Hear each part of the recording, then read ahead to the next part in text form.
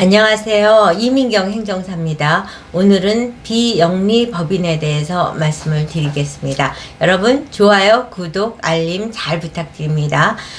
이제 우리가 비영리 법인을 설립을 해서 사회에 공헌을 하고 봉사활동을 하고자 해서 이제 비영리 법인을 등록하려는 분들이 많이 계십니다. 민법에 근거해서 이제 법인을 설립을 하게 되는데 법인을 이제 회원을 중심으로 법인을 설립하게 되면은 사단법인이고, 또 자금을 중심으로 하게 되면은 재단법인이 되게 됩니다. 그래서 이제 우리한테 비영리 법인을 등록하고자 연락을 주시는 분들의 대다수는 사단법인이 많습니다. 여러분, 그리고 진짜 잠깐 좋아요, 구독, 알림 잘 부탁드리고요. 다시 이어서 말씀드리겠습니다. 그래서 이제 사단법인을 설립하려고 연락을 주시는 경우가 많은데, 사단법인을 설립을 하기 위해서 가장 중요한 것은 회원이 있어야 된다는 점, 회원 중심으로 하고 회비를 내서 운영을 하는 것이고, 또 비영리 법인을 등록한 다음에 공익법인으로 등록하면 이제 기부금을 받아서 운영을 하지만, 시작 단계에서 이제 회원들의 관심과 그 회비를 납부함으로써 목적하는 사업을 운영할 수 있기 때문에 회원이 중요하다는 사실을 말씀을 드리고, 그 다음에 이제 중요한 게 자본금이 있어야 됩니다. 기본재산.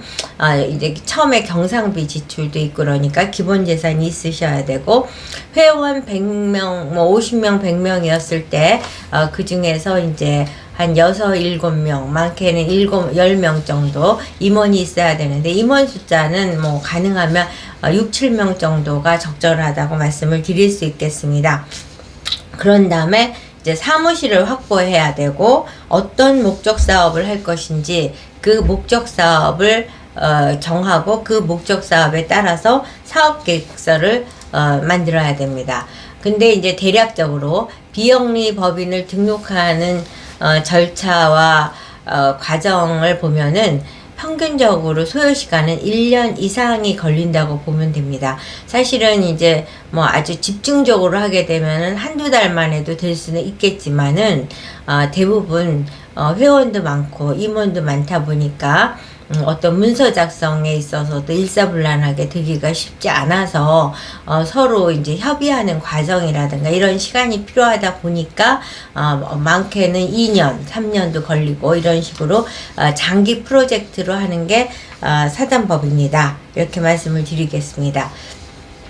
그리고 이와 같이 비영리 법인을 설립하는 절차와 시간이 많이 소요되는 데는 이유가 있습니다. 이제 가장 어려운 게 기본 재산을 확보하는 건데, 기본 재산은 이제 그 목적 사업에 따라서 액수가 편차가 있는데, 일반적으로는 한 2,500에서 5천만 원 정도의 기본 재산을 갖고 시작을 하면 되는데, 종교단체인 경우에는 서울 지역은 3억, 뭐 충북 지역은 5억, 뭐 이런 식으로 이제 지역별로 억대의 기본 재산을 요구하고 있습니다. 물론 기본 재산은 현금과 부동산 다 이제 같이 해서 의미를 하고 있고요. 그 다음에 이제 둘째, 회원이 뭐 50명에서 100명인데 종교단체는 반드시 100명 이상이어야 됩니다.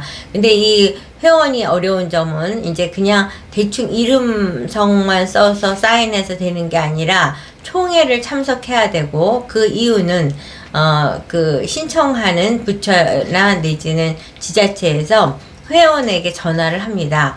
당신 그 총회에 참석한 거 맞습니까? 뭐 이런 식으로 랜덤으로 해서 전화를 하기 때문에, 혹시라도 참석하지 않았는데 총회 참석자 명단에 이제 기재했다 그러면 딱 걸리는 거죠.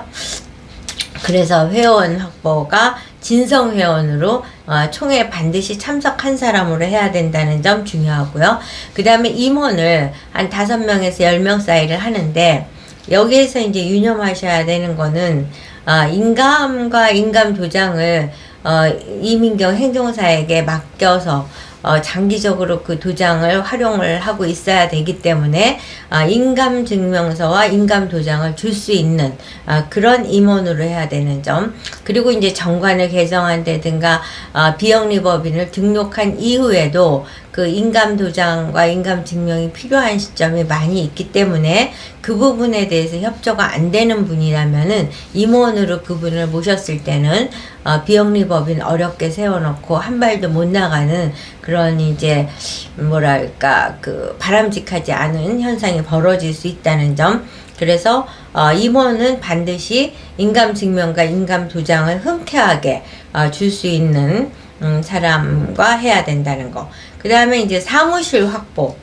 또 이제 뭐 집에서 한다든가 이런 건 안 되고 근린생활시설에 해당되는 사무실로 해야 되고 현장 실사를 반드시 나오게 됩니다. 그리고 무상임대를 할 경우에는 뭐 계약기간이라든가 그 사무실로서의 효용을 제대로 할 수 있는 문서는 물론 공간이 제대로 갖춰져야 된다는 점.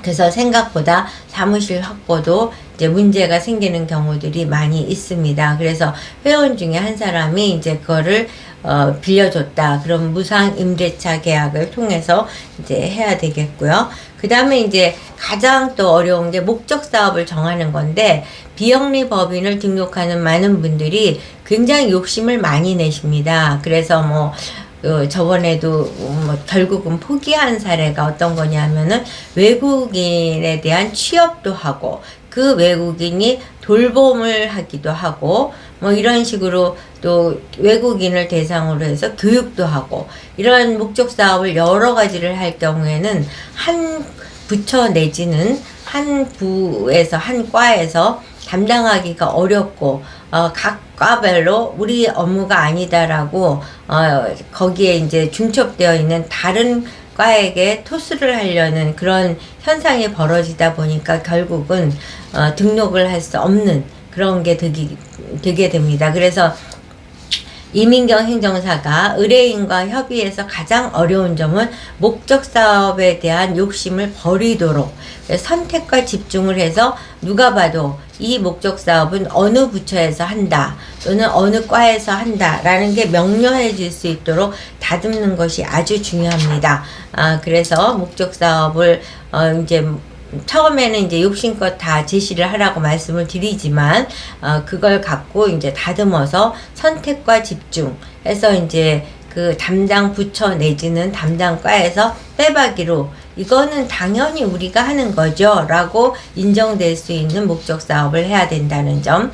그래서 이제 제가 사실 여러 개를 했지만 장애인을 할 때와 스포츠를 할 때는 정말 그냥 담당자가 당연히 이거는 우리 과에서 하는 게 맞습니다 라고 하기 때문에 굉장히 일사천리로 일이 될 수 있는 장점이 있습니다. 근데 이제 제가 오늘 영상을 찍게 된 것은 최근에 이제 상담 의뢰를 해서 이제 상담을 어제 했는데, 이분의 케이스는 이제 천주교의 신도들 간의 교류를 하면서 굉장히 좋은 일을 많이 하시게 된 거죠. 그래서 봉사활동을 하는데 굉장히 독거노인을 대상으로도 봉사를 하고 또 이제 뭐 고아원이라든가 그런 보호시설에서 이제 그러니까 졸업한 거기에서 이제 나오게 된 사람들의 사회 적응을 위한 것도 하고 정신과 치료를 받을 정도로 정신 상태가 아주 불안한 사람들에 대한 봉사도 하고 이렇게 굉장히 많은 봉사를 하고 있기 때문에 그것을 다 목적 사업에 담고자 하는 거죠. 그러면 이제 정신보건이다. 그럼 보건복지 쪽이 되는 것이고, 그 다음에 독거노인 뭐 이것도 이제 복지는 해당이 되겠죠. 그 다음에 이제 뭐 하여튼 이런 식으로 목적이 굉장히 이렇게 분산되어 있을 때는 해당 부처를 찾기가 참 어렵습니다. 그런데 이제 또 종교라는 하나의 그 기준을 갖고 목적 사업을 하다 보니까 종교도 또 관계가 되는 거죠. 그러기 때문에 이제 목적 사업을 정리하는 것이 필요합니다 라고 말씀을 드렸고, 이 또한 혼자서 정할 수 있는 게 아니라 회원이 100명이 되니까 그분들하고 또 협의를 해야 된다는 그런 과제가 생기는 거죠. 그리고 이제 종교 비영리 법인에 있어서는 자본금이 이제 서울은 3억, 그 다음에 이쪽이 이제 충청도 쪽이었는데 여기는 5억의 규모가 되는 거죠. 그래서 자본금을 준비할 수 있는 여건이 되는지를 확인하십시오라고 말씀을 드렸습니다. 이와 같이 이제 비영리 법인을 등록하기 위해서는 사무실도 있어야 되고 목적 사업은 정확해야 되고 기본 재산이 준비되어 있어야 되고 회원이 50명에서 100명 정도 확보돼야 되고 이런 점을 이제 준비하고 이민경 행정사에게 의뢰를 하신다면 여러분이 목적하시는 비영리 법인을 설립을 하게 되고 그 비영리 법인을 설립한 다음에 그 이후에 공익법인 등록을 하시게 되면은 기부금을 받는 그런 비영리 법인이 될 수 있다는 점을 강조해 드리면서 오늘 영상을 마치도록 하겠습니다. 여러분 좋아요, 구독, 알림 잘 부탁드립니다.